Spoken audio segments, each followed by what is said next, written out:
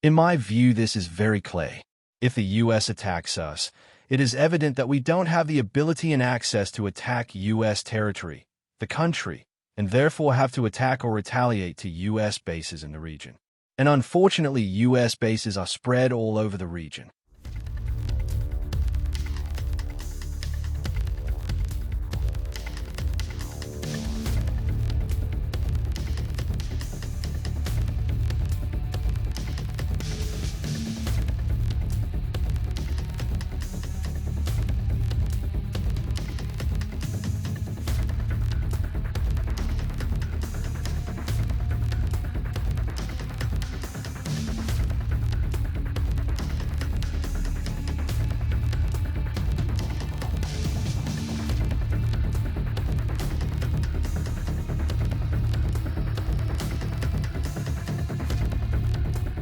Israeli Prime Minister Benjamin Netanyahu is set to visit Washington, D.C.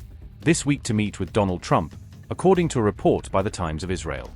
The visit comes on the heels of initial US-Iran nuclear talks in Oman, which have triggered alarm within Israel's security establishment.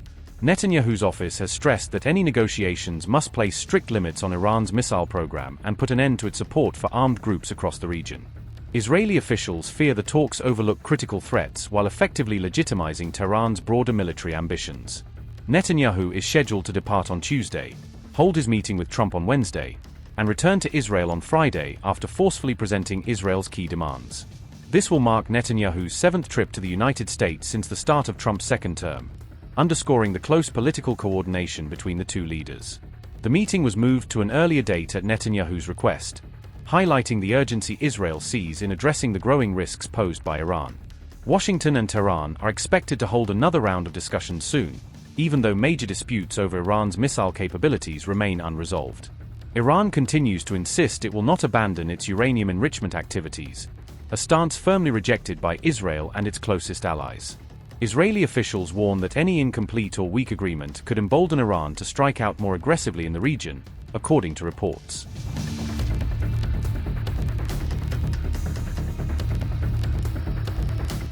Netanyahu will be accompanied on the trip by incoming Israeli Air Force Chief General Omer Tishler, who will join him for key meetings in Washington.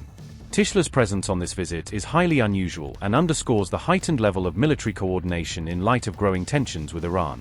Behind the scenes, he has effectively been serving as Israel's informal military envoy to Washington, helping manage sensitive security ties following internal disputes within Israel's defense establishment.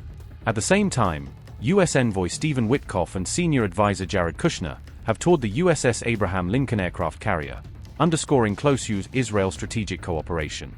The carrier's deployment in the Arabian Sea sends a clear signal of American readiness and deterrence as regional tensions continue to escalate.